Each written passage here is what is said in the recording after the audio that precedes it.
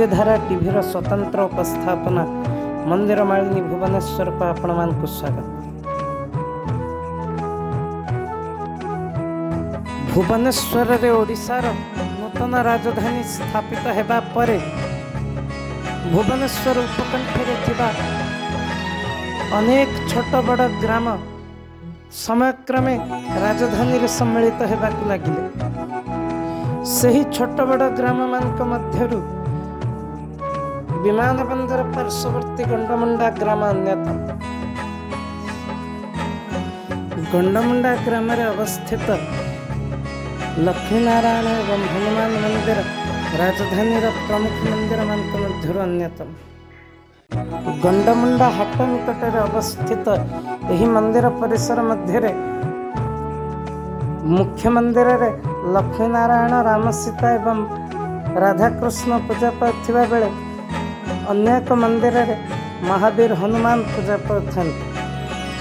श्रद्धालु माने मंदिर परिसर प्रवेश मात्र सर्वप्रथम महावीर हनुमान को मंदिर रे पूजा अर्चना करिथांती, जोठारे महावीर हनुमान एक सुदृश्य विग्रह पूजा पाउथांती।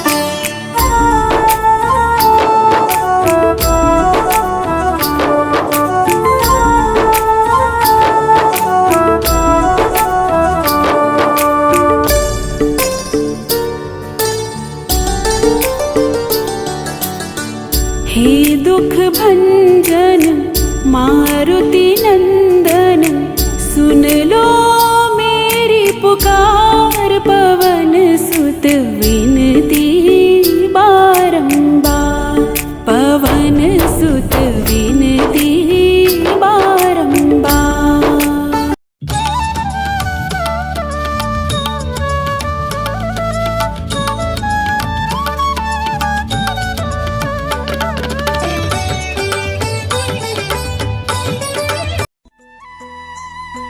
हनुमान का मंदिर निकटरे ग्रहराज सूर्यपुत्र शनिश्चरंकर एक क्षुद्र मंदिर अवस्थित। श्रद्धालु माने सेठारे मध्य दीपदान करिथांती एवं ग्रह शांति पूजा अर्चना करिथांती।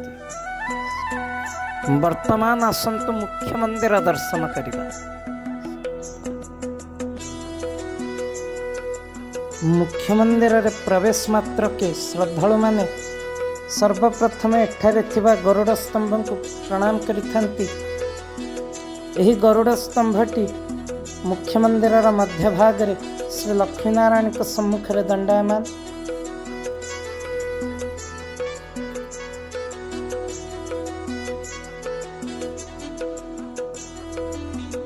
मुख्य मंदिर मध्य भाग रे श्री लक्ष्मीनारायण पूजा पाउथिबा बेले तांको वाम पार्श्वरे मर्यादा पुरुषोत्तम रघुकुल नंदन श्री राम, माता सीता एवं अनुज लक्ष्मण पूजा पाउछंती।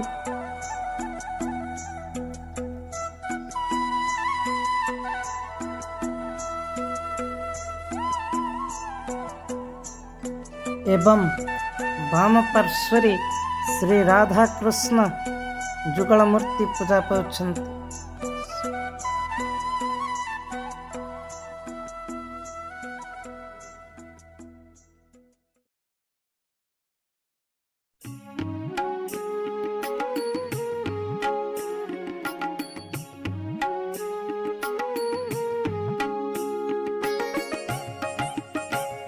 एहा परे श्रद्धालु माने मुख्य मंदिर चतुर्पार्श्व प्रदक्षिणा करिथांती।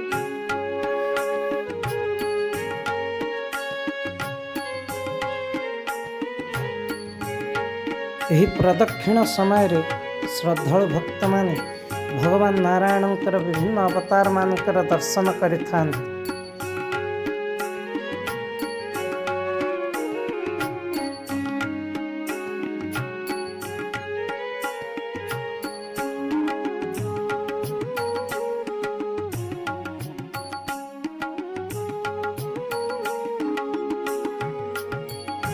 गरुड़ स्तंभ वाम पार्श्वरे अग्रपूज्य विघ्नहर्ता श्री गजानन पूजा पाउछंती।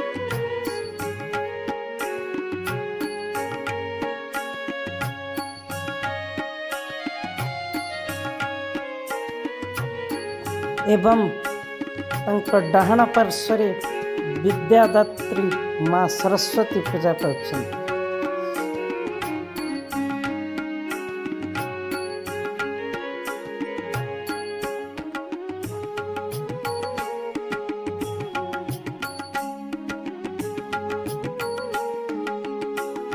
मुख्य मंदिर निकटस्थ एक क्षुद्र मंदिर रे माँ तारिणी पूजा पाउछन्ति।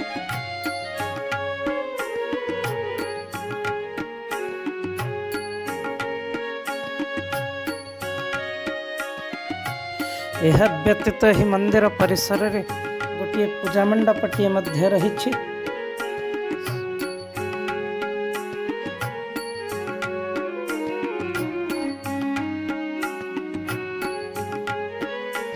आषाढ़ मासर शुक्ल पक्ष द्वितीय तिथि रे पवित्र रथयात्रा दिन धर्म विहार जगमरा स्थित श्री जगन्नाथ मंदिर रथारूढ़ हो श्री जगन्नाथ आदि चतुर्धा विग्रह मान यही मंदिर को आसी मंदिर परिसर स्थित उक्त पूजा मंडप रे श्री जगन्नाथ आदि चतुर्धा विग्रह मान 8 दिन पर अवस्थान करिथन्ति। एही समय रे ही अंचल श्रद्धा बाली रे परिणत हुए।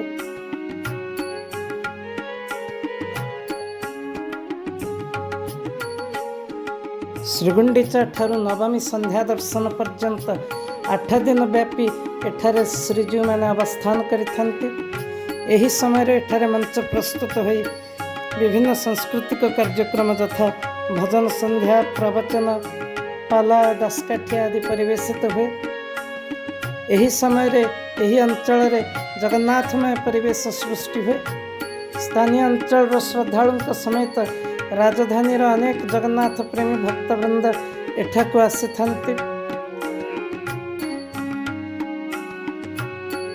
प्रत्यह संध्या आरती पर एठारे प्रसाद सेवन व्यवस्था मध्य होइଥାଏ।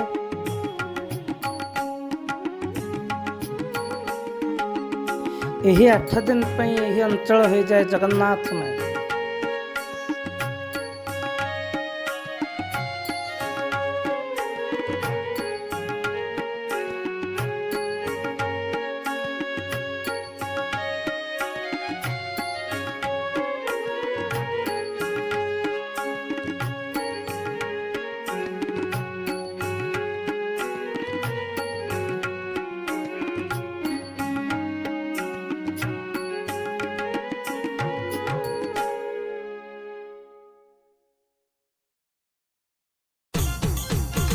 यह व्यतीत ही पूजा मंडपरे आश्विन मासर शुक्ल पक्ष षष्ठी तिथि ठारू विजया दशमी पर्यंत जगज्जननी भगवती कृपामयी दुर्गतिनाशिनी माँ दुर्गांकर शारदीय पूजा महासमारोह पालित होता है।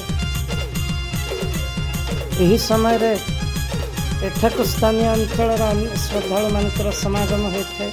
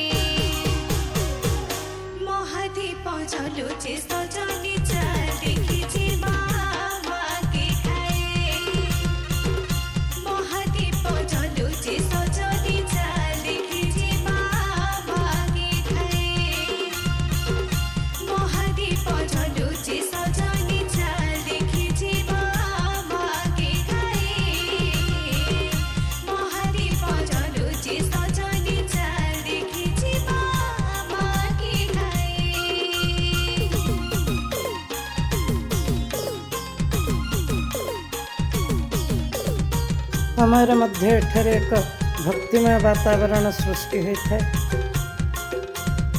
यह व्यतीत ही पीठरे कार्तिक पूर्णिमा मध्य एक स्वतंत्र ढंग से पालित होता है।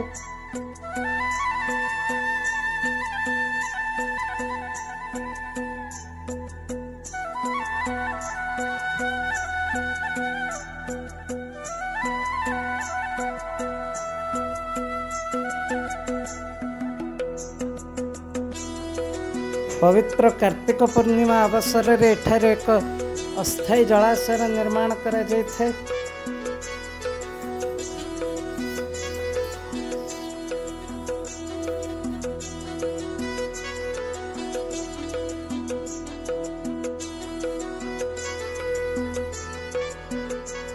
एवं श्रद्धालु मैंने यही अस्थायी जलाशय डंगा भसाई बोईत बंदाण उत्सव को पालन करिथांती।